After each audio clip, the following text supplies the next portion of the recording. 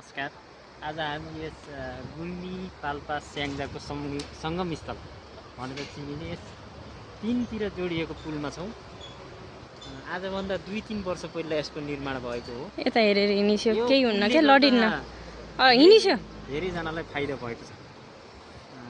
गुल्मी पाल्पा स्याङ्जाको बासिन्दाहरूलाई एउटा जिल्लाबाट अर्को जिल्ला जानलाई समेत धेरै रूपमा सहज पुर्यायो र आन्तरिक पर्यटनलाई पनि समेत आन्तरिक यहाँ विभिन्न जिल्लाका बाटो पर्दा हिँड्दा धेरै व्यक्तिहरू यहाँ घुमफिरमा आउनुहुन्छ।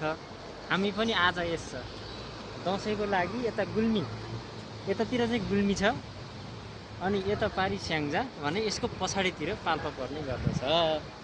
आज हामी यो दसैँको अवसरमा घर जाँदै गर्दाखेरि हामी पनि यहाँ घुम्ने मौका पायौँ।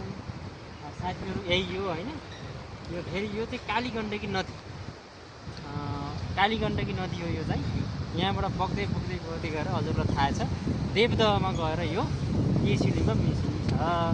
कालीगण्डकी नदी, कालीगण्डकी जलविद्युत उता मिरमीतिर तल पर्छ।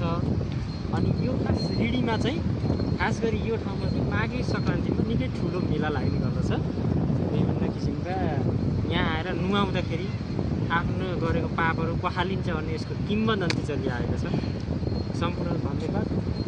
हजुरलाई बाटो पर्दा आउँदै गर्दा घुम्नु होला, यस ठाउँको यो शोभा बढाइदिनु होला। नमस्कार।